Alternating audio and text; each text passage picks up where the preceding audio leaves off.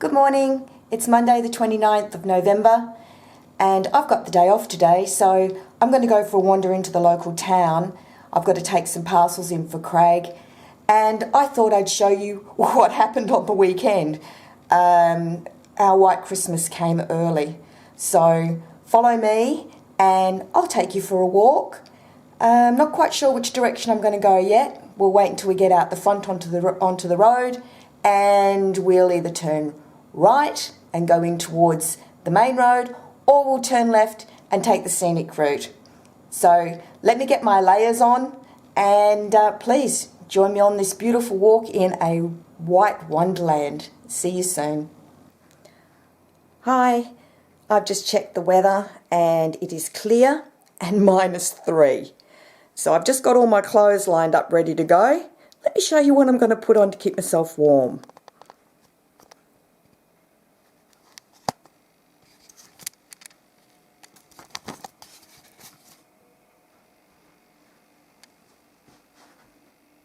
Right, I've got my trusty rubber boots.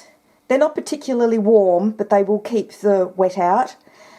You can buy these gorgeous rubber boot socks, so they actually come right up to the knee and that protects you right the way down. I've got leggings underneath and then I've got my jeans on top. I've also got my leather gloves ready, my winter jacket, my scarf and my hat that we bought in Alaska. So with that and a little bit of walking, hopefully I'm going to be warm. So let me get all my layers on and we'll continue our little adventure. Okay, well, welcome to the outside world. As I said, it's -3 and the other half of the Wandering Matildas is not with me today. He's actually on his way down to London to see a client, so I'm hoping that everything's going to be alright by way of traffic and all that sort of stuff. As you can see, the road's pretty treacherous. Here's my next door neighbour. So I'm turning left and I'm going to go down towards the canal. I'm going to see what's happening with the canal. Okay, well, we're on our way. We're very lucky in that at the end of our road we've actually got a cul-de-sac and then there's a gateway that comes to a woodland. And this woodland is absolutely amazing. It's got squirrels and foxes. Oh, we had our resident fox come through the backyard again last night, probably looking for something warm to eat. This is a really lovely place to walk all year round, though I must admit we don't come down here very often in the winter. It's a little bit cold and wet, but this is just absolutely beautiful. So now that we're doing this a little bit more, we'll try and get a couple of different seasons for you so you can just see the change of the seasons. It's probably one of the reasons why we decided to move over to the UK is because they have so distinct seasons. You know, the autumns, the colours are just fantastic. The winter, well, we can't be guaranteed snow every year, but it seems to be, as like with everywhere, change of seasons are becoming more confused as the weather patterns change. I believe, you know, in Australia, in Perth, I was speaking to some friends and to my family, and they're having, you know, 30, 36 degrees, which is crazy. It's not even proper summer yet. But for anybody who says that the climate hasn't changed, I think, you know, they're kidding themselves. And as you can see, this is a very busy walkway. Good morning. Good morning. A lot of the local residents love this area for walking the dogs. and just basically getting from one place to another. I don't know whether you can hear the slight drone of cars in the background, but where we live is on the edge of one of the main ring roads, and a lot of the big cities have these ring roads, so you've got the choice of going around or going through. With this ring road, it connects to some of the major motorways going north and south. Craig would actually have got onto one of those to go down to London today.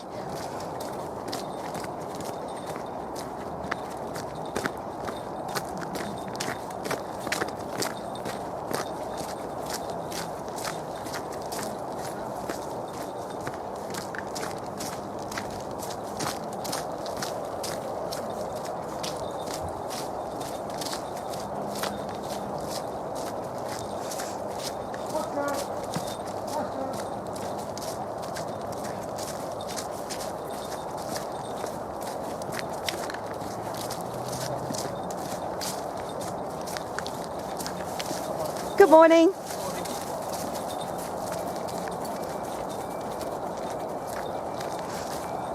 Hi. Oh, thank you. Okay.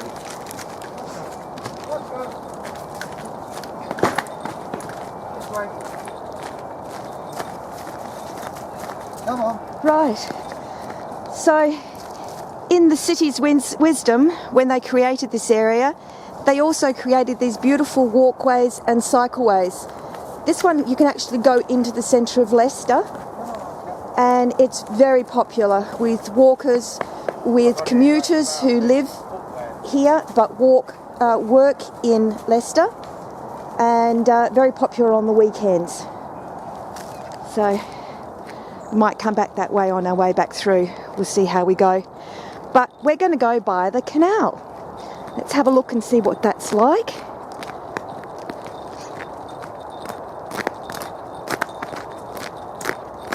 It's a little bit crunchy and a little bit slippery underfoot. And the snow is so soft. It's good morning. It's called powder snow. I believe it's one of the best types of snow to go skiing in. We definitely don't have slopes to ski, but it is a little bit slippery, so I am taking it nice and slow and easy.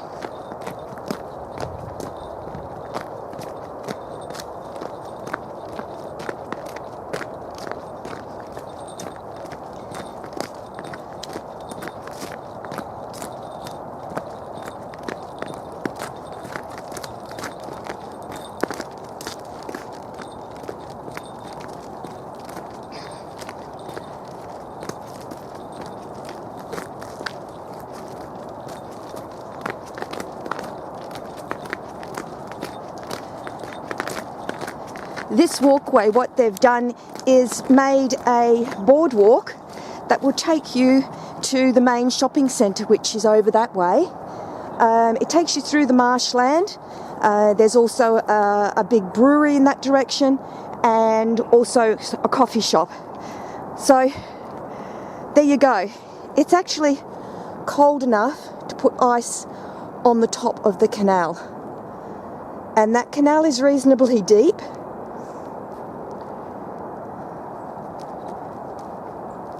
There you go. And that's the direction that we're going. Well, you can see it's just starting to thicken up. All right, let's go for a wander along the canal. Get down these steps without falling over. As I say, it is a little bit slippery, and there's not been too many people walking through. People use this to commute as well to the main shopping centre for work.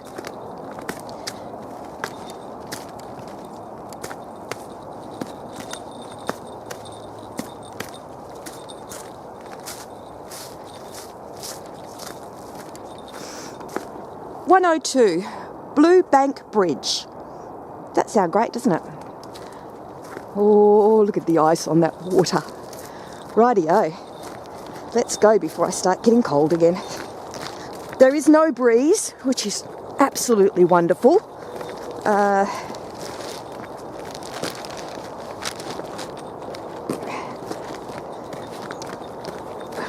Just adjusting my hat.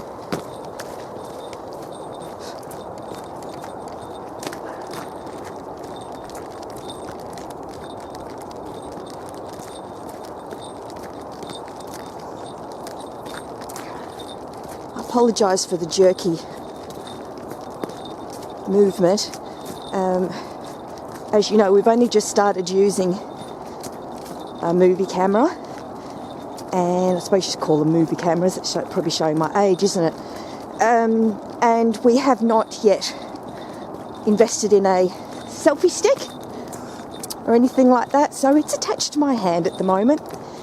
And yeah, I'm going to get used to it. But I just didn't want you to miss out on such a beautiful spectacle. This is just amazing, and the snow every now and then just drops off the trees and it falls like icing sugar. And that's what it looks like. It looks like someone sprinkled icing sugar on the there you go, on the top of the water.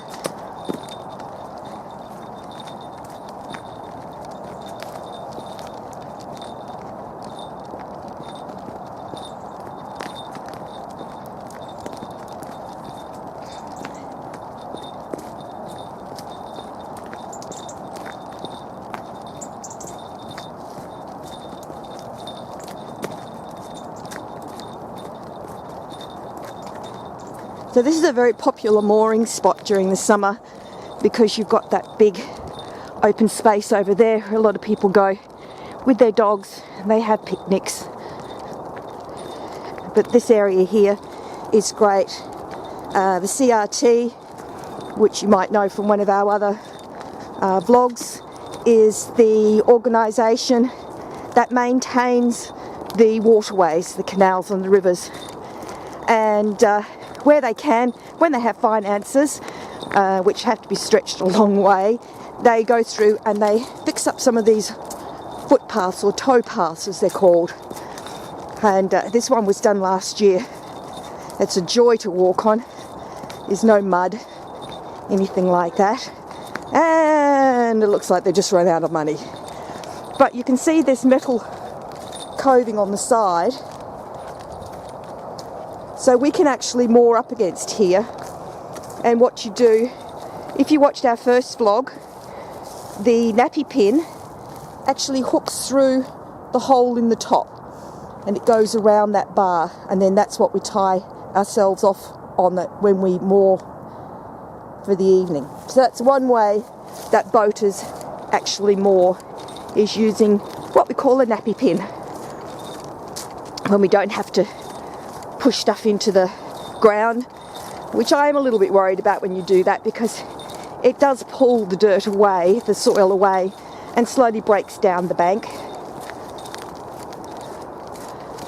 The snow's that heavy, it's actually pushed over all the reeds.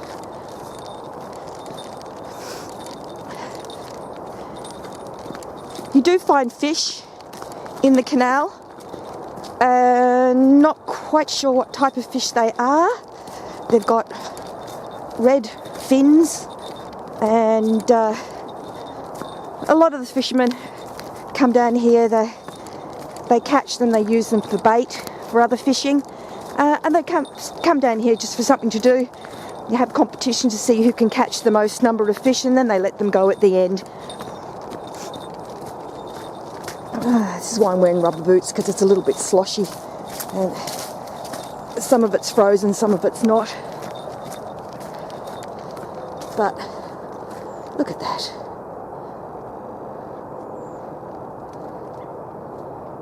Isn't it amazing?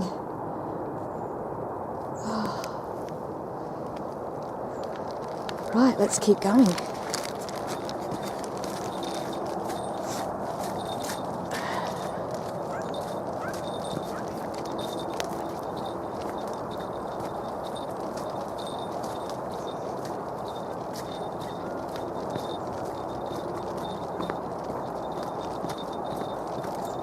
see all the snow. What?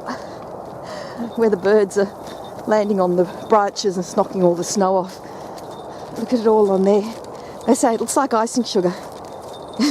It's gorgeous. Oh, look at that.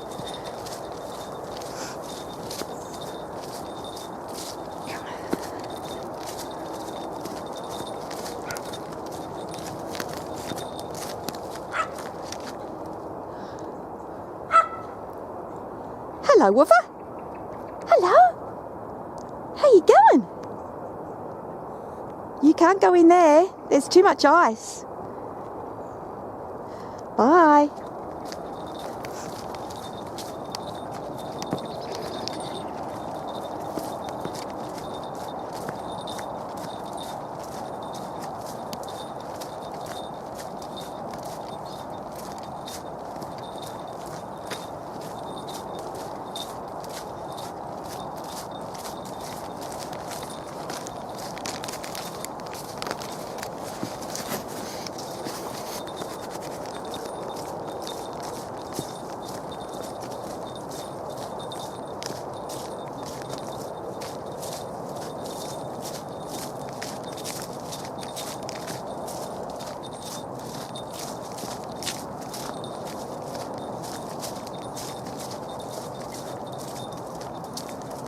Just gotta get my fingers warm, get the blood circulating to them again. Leather gloves are great, but even the cold gets through them.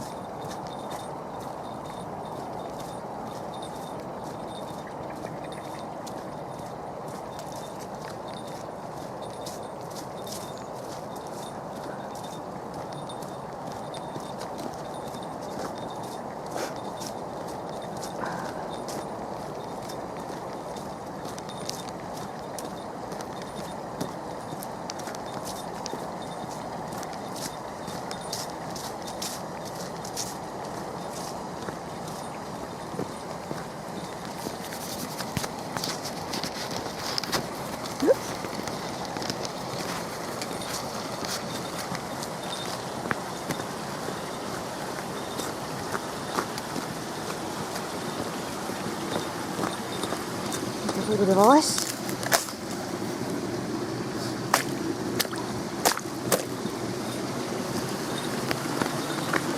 Right. Now it's pretty hard to show you when we were on the narrow boat, but I'll show you this now. See the grooves inside of the bridge? That's actually from years and years of the ropes being pulled through it by the horses that pull the narrow boats away from these locks. And some of the more fancy bridges do actually have metal on the edges to stop them from actually being damaged. But on these little smaller canals, yeah, you can see where they've been worn away. The poor horses have had to drag these boats through.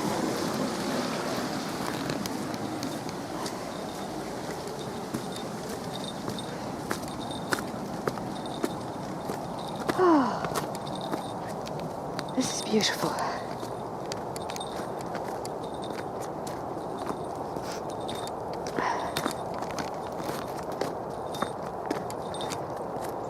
Now we would normally suggest that you leave the gates closed. So I'm not quite sure why this one's open, but I'm going to leave it as it is.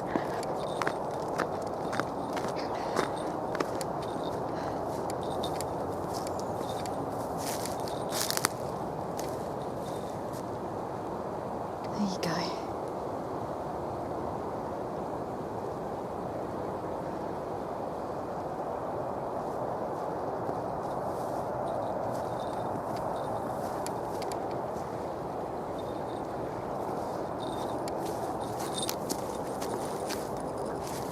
Snow's so soft.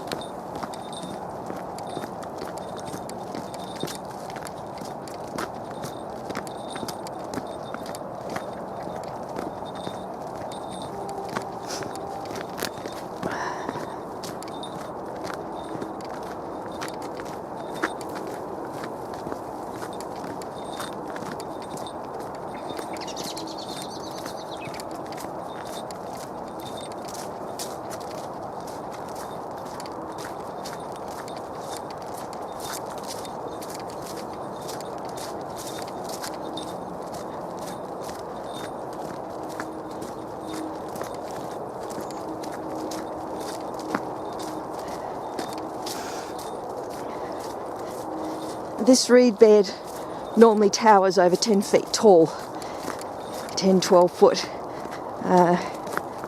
and it's a haven for waterfowl, probably the fish as well.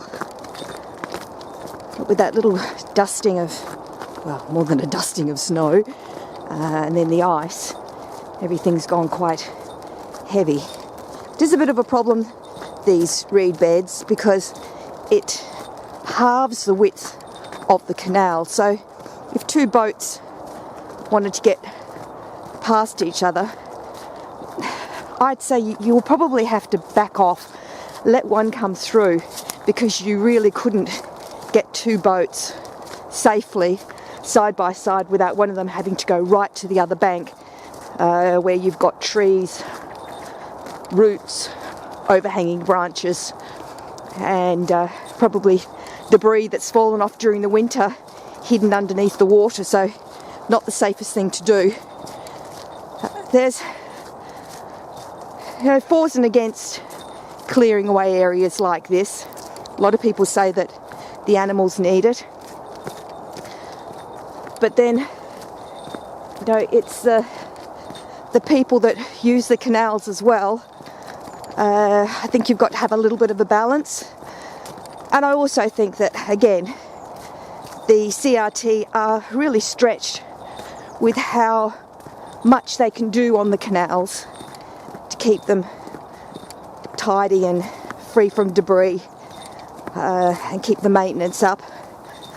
They work very hard, and they have a lot of things that they have to spread their money out for, even to maintaining buildings, listed buildings, and facilities that the boaters use for getting rid of their rubbish and getting rid of their toilet stuff.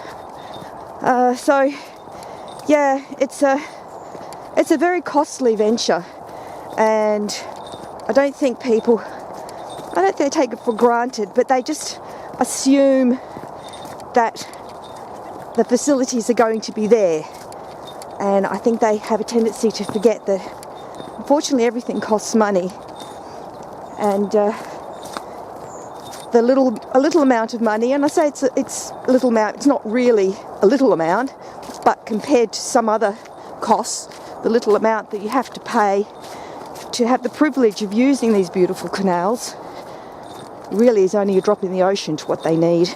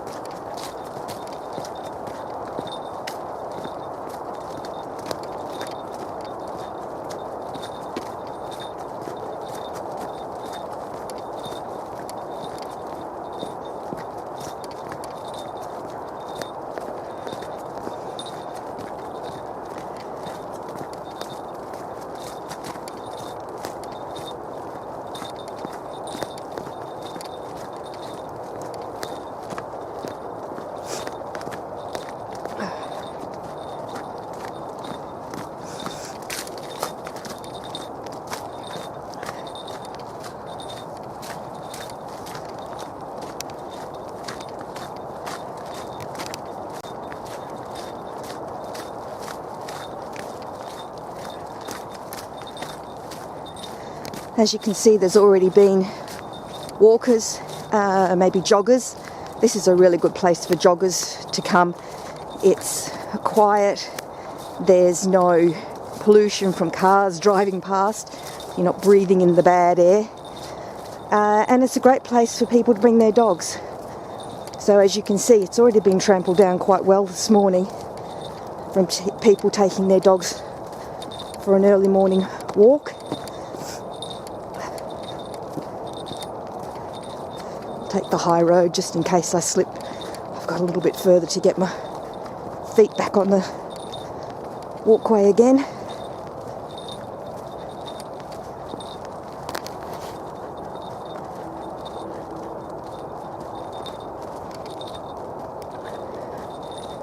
Oh, that ice is quite thick. And it looks like we might have already had a boat go through. As you can see how it's broken up. So I'd say that there's already been a boat through this morning, broken the first layer, and now the second layer has just started to come through. On the canal, there's a couple of different types of canal people. When you get a narrow boat, you've got some options of how you want to live, where you want to live, what you want to do. Some people buy them and just plant themselves in the marina. So it's just like a little unit on the water, attached to a pontoon, where you have power connected. You've got facilities for your toilets there.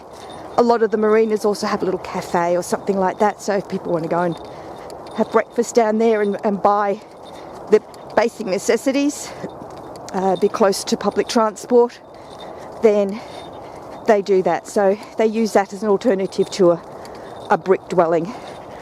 Then there are other people that have narrow boats that they use as recreational.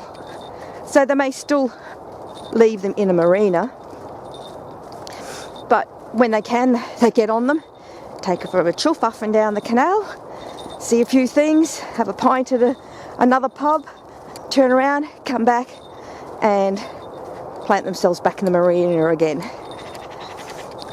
Then you have the fair weather sailors. That's an interesting sound. Who are you? I can't see you.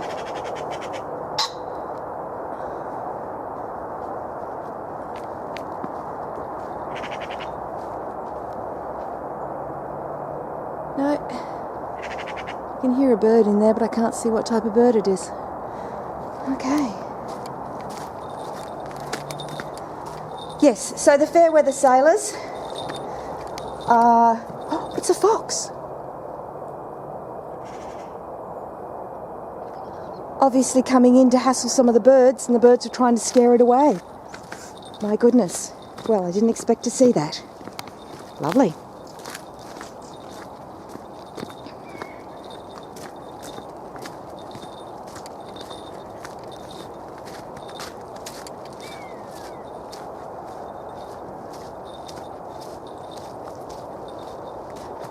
It's a disused railway. Still got the bridge sidings.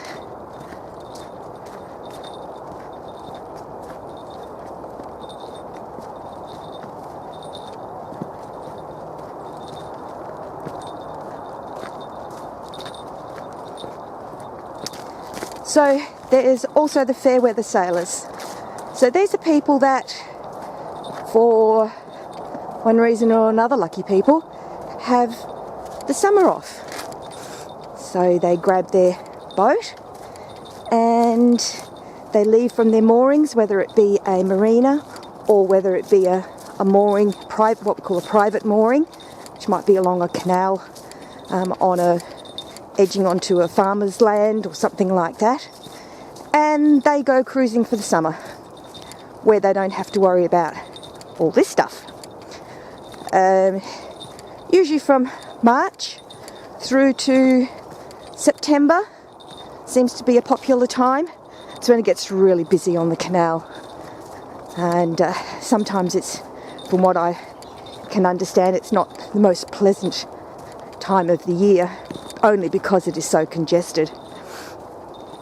But a lot of people do that, and then they moor their boats and either stay on them for the winter in a marina, or they go somewhere that can be heated a little bit more easily, have access to cars and that sort of stuff for the winter.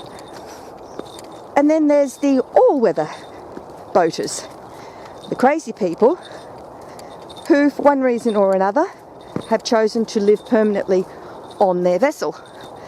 Now, these people do move on the canals all year round, come hail, rain, shine, snow or ice. And And they basically are the wanderers of the canal. They have to move because unless you are in a marina or a private mooring, you can only stay in one place for 2 weeks at the most. So you have to keep moving in case the CRT find you mooring too long, and you will get fined. They drop a little letter in an envelope on your bow saying, "Dear Sir, Madam, you have overstayed your welcome at this particular mooring. You must move on." So that for those people, I think it could be an interesting life, because you never know where you're going to hit ice, whether you've always got to check to see where the CRT are closing canals for repairs, fixing locks, fixing sidings, whether there's blockages of fallen trees in the winter, all that sort of stuff. So it would be an exciting thing to do, but I think it would also have an element of stress to go with it, because you have to continuously think ahead to where you're going, what you're doing, what you need by way of fuel, emptying toilets, getting food, and where you're going to be able to moor.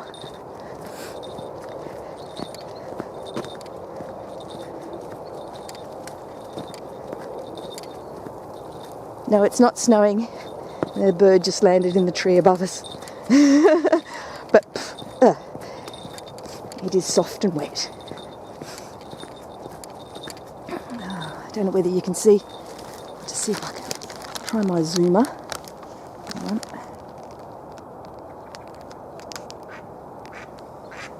Oh. No, they didn't like being...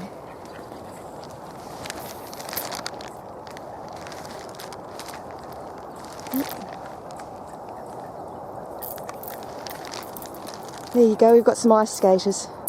They're coming to see whether I've got any food. Sorry guys, I've got no food for you. Oh, there you go. You see how thin the ice is. Hi. Yeah, it's a bit cracky, isn't it? You can end up falling through if you're not careful. Okay, I've got to keep moving. Bye. There you go.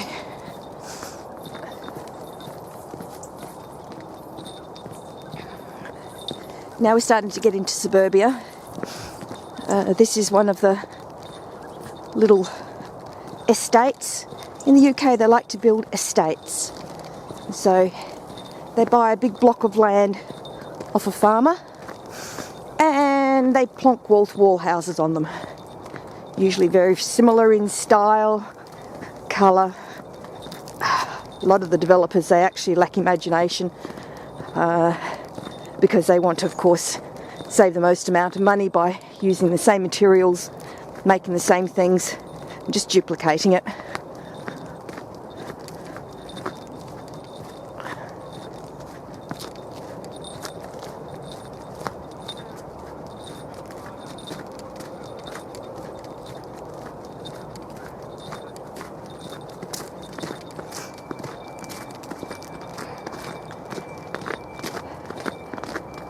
Coming up to our lock, and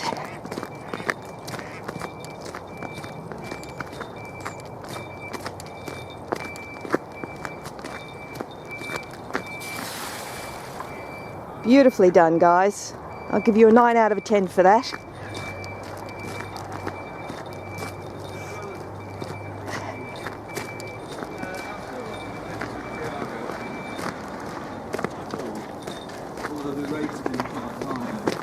There we go, we've got some other... Did I smile? You did! Say hello to the people in Australia. Hello, people of Australia.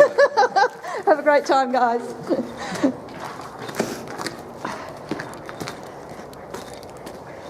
So this is a popular mooring because it's reasonably close to Blaby, which is our local town. And there we've got an Aldi, we've got an Iceland. What else have we got there? Post office, bakery, a couple of pubs. So if you're wanting to get all your bits and pieces ready for the next section of your journey, a lot of people do stop here. You've got good moorings.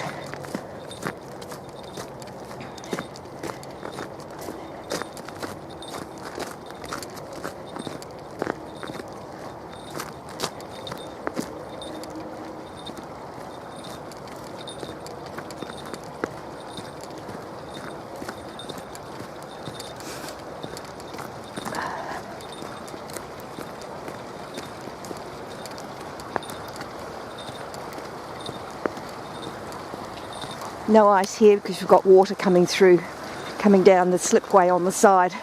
So that's keeping a constant movement of water. Right, so this is the Whetstone Lane Bridge. This is where we regularly come across. So I've taken the long way round. This is where if you've ever seen any of my photos and other little ditties, this is usually from where we do it. There you go. All right, let's go.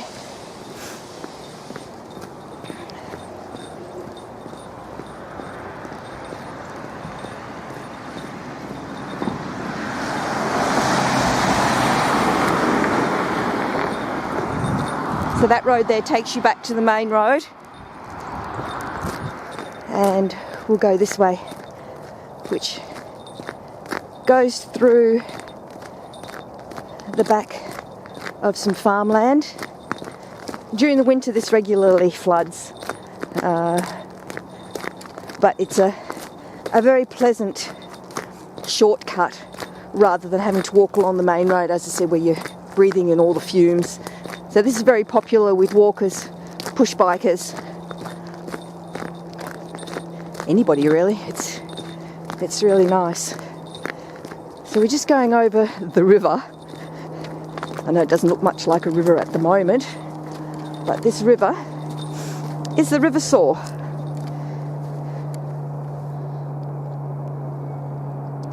Now, when we have the really heavy rains, it will actually flood right up and almost over there. That area over there where the horses are gets flooded. So we do get a really large amount of water just bellowing through here.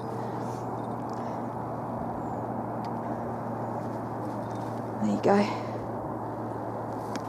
Right, let's keep going. We're getting close.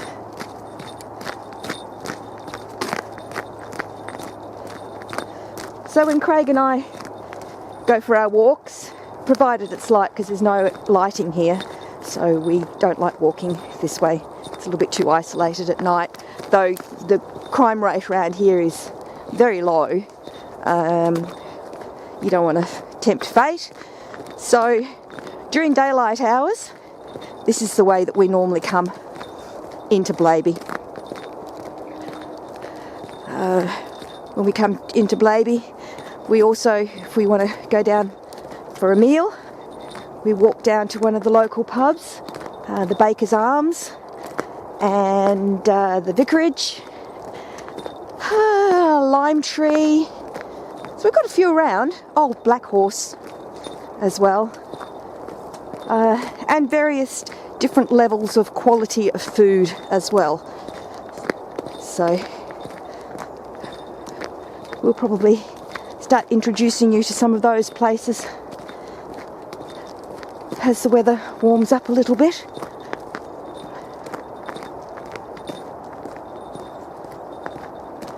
In behind there is actually a marshland, which, as I said, does hold quite a lot of water in the winter.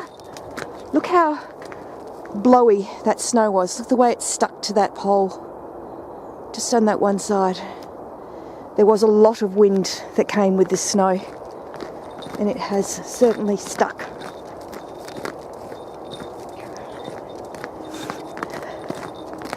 So in these windrows, which is what they call this area here, you've got blackberries, you've got elderflower, you've got slough-berries, you've got hawthorn, and the birds absolutely love it. They don't spray their hedgerows. Some countries, including Australia, we wage war against blackberries, but over here they don't. And it is lovely during blackberry season to be able to walk along here and literally pick some afternoon tea. Oh, there goes the commute train. Unfortunately, Blaby was supposed to have a train station, and in somebody's wisdom they decided against it, which is a shame because there are a lot of estates around here where people do commute, and it would take an awful lot off the main roads if people were able to commute and get a little bit closer to where they worked and then connect to another form of public transport. But it doesn't look like it's ever going to happen now, so we won't worry about that. And they put these gates up to try and slow the wrong type of traffic from coming through. You've got a horse gate, so they step through that, and then you've got your two different types just to slow down bikers and any other undesirable transport that they might like to use.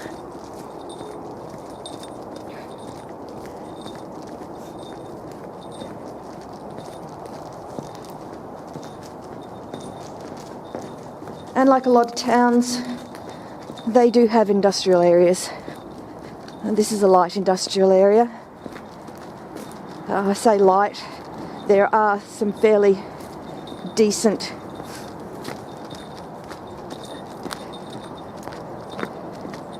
there are some fairly decent manufacturers in this area, but I say light because they don't produce nasty fumes, and they're not producers of nasty stuff. So even though, yes, there is quite a few manufacturers here, they don't it's not actually a full-on industrial area. We have a lot of places where they make smaller things and then take them out to their clients.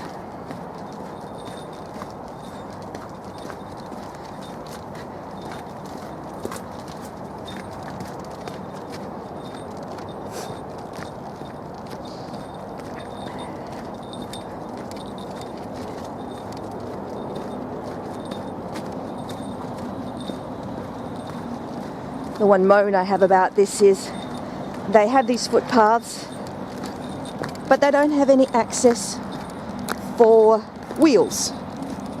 So for anybody that has a scooter or a granny trolley like I do sometimes when I come shopping, I actually have to go around and use the road because I can't get up and down these verges. And they've done this all the way along. So by way of helping people keep off the road, because we do get trucks coming through this area, they've failed miserably.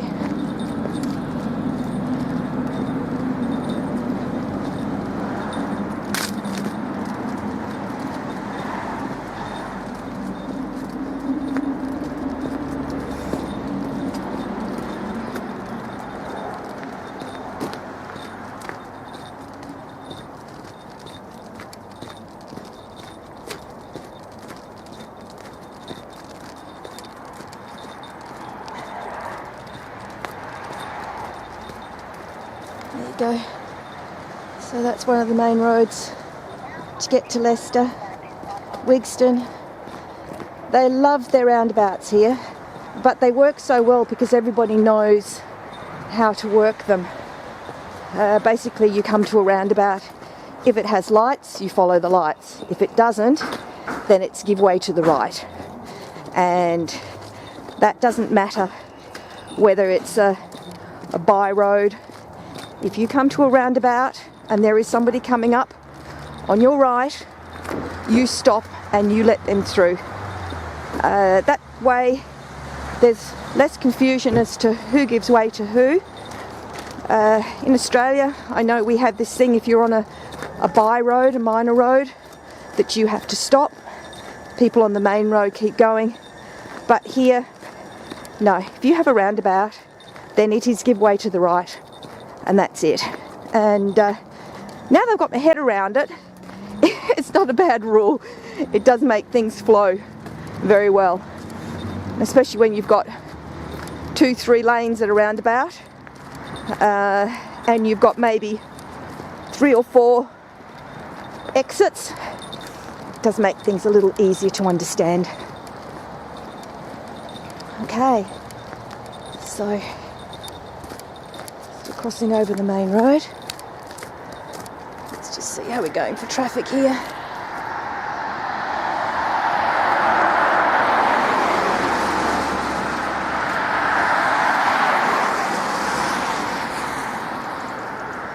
There you go.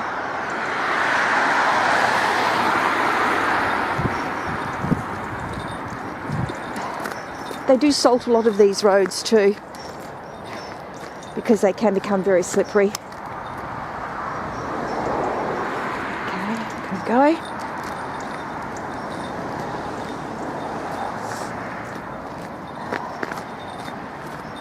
Well, welcome to Blaby. So this is our local town. Give you a bit of an idea of where we are in the scheme of things.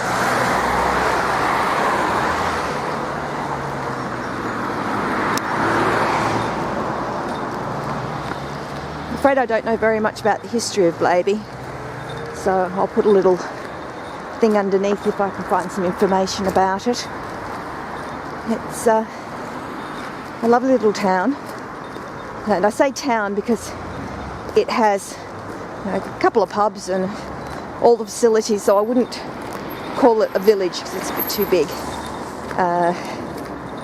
They had their Christmas light ceremony on Friday night.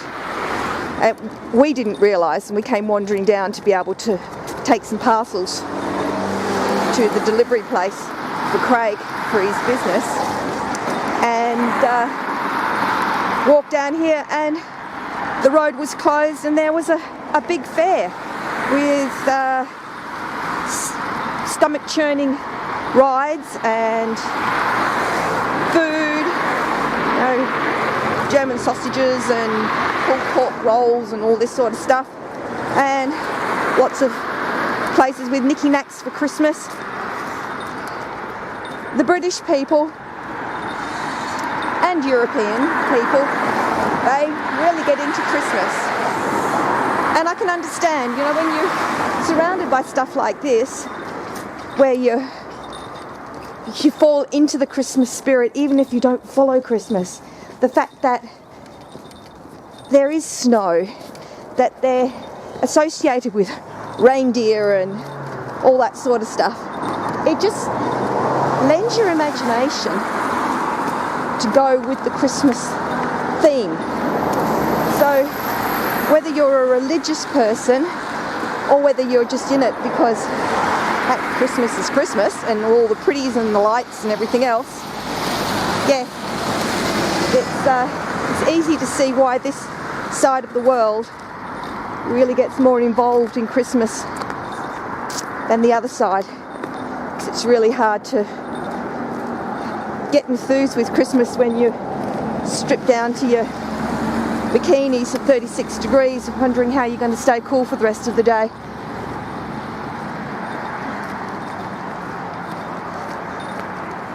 And this is the main street of Blaby. can see they've got all their Christmas lights up, so they get turned on at night. Mind you, the sun does go down at 4:30 in the afternoon now, so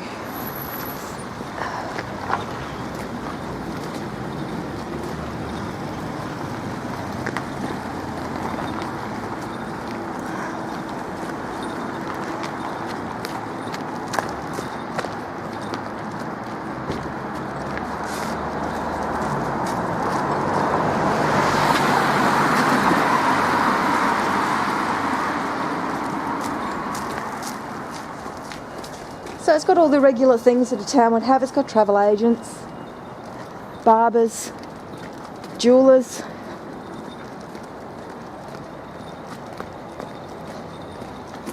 And this is Blaby.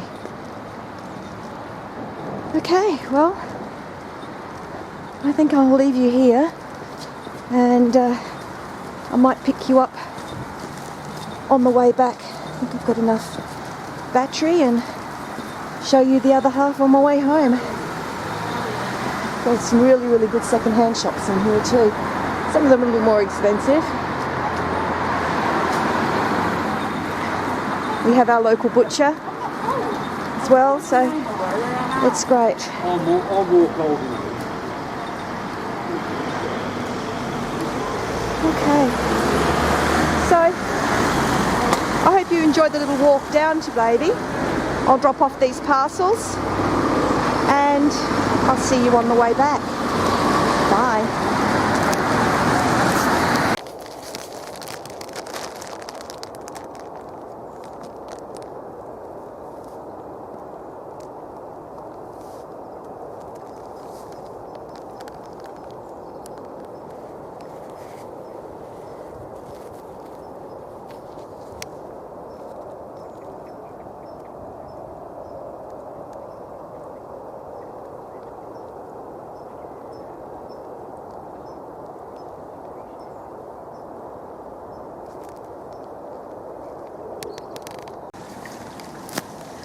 Okay, let's get the fur out of my face. We've gone into Blaby, dropped off the parcels, come back the way we went, and now we're back at the bridge again.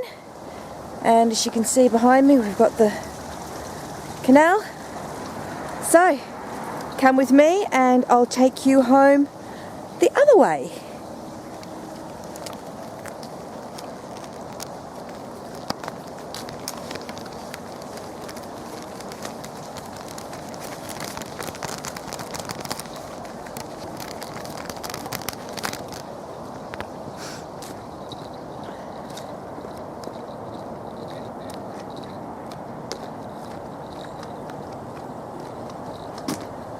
Oh, by the way, the temperature's gone up. It's now -1, but still no breeze, so it's actually quite nice. I reckon you could walk around in a t-shirt, not for any length of time, but it's that mild.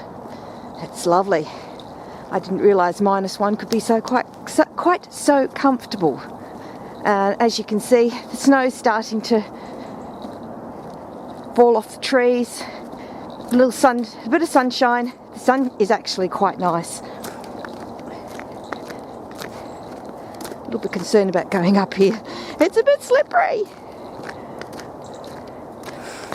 During the summer months we have the most beautiful arrangement of wild hedgerow roses, all different colours and styles. Absolutely beautiful.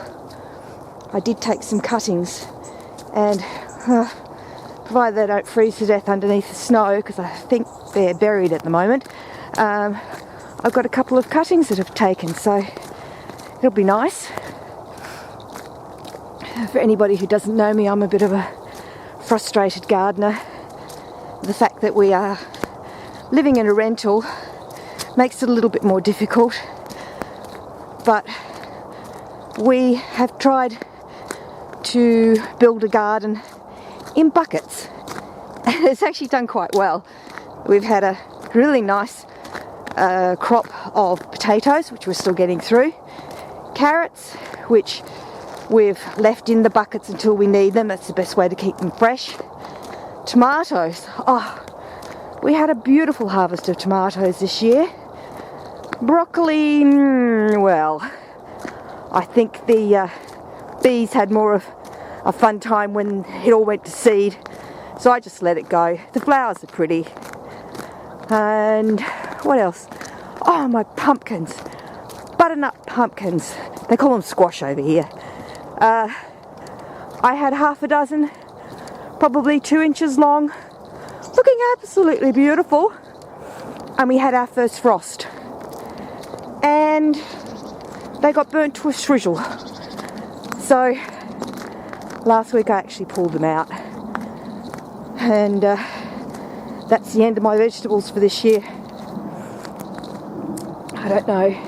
I'll probably put in tomatoes again next year because they were really good, and we have salad every day for lunch, no matter the season. And so tomatoes we always eat. Oh, I had a few capsicums as well. What do they call them over here? Peppers. So yeah, had a few capsicums. That was really nice. And I've been told that the capsicums are actually perennials, so provided this snow and frost doesn't kill them, I might have some capsicums next year. So my green fingers are getting a little bit of a workout, but not as much as what I would like. But we'll see what happens in the future. This is an older area of Blaby stroke Glenparva. Hi everyone, sorry there was a break. I had a battery drop out on me, but I'm now back at home. It's 3:30 in the afternoon. It's actually 0 degrees, so it hasn't warmed up much at all. As you can see, the snow's still hanging around, though it is getting a little bit sloshy now. I've put some still photos on from on the way home just so you could see the leftovers of where I'd been. I hope you've enjoyed this video, and if you'd like to have a look at some more, please join us in the future. Next time hopefully I'll have my sidekick Craig with me, and yeah, come along with the wandering Matildas and see where we go next. Bye.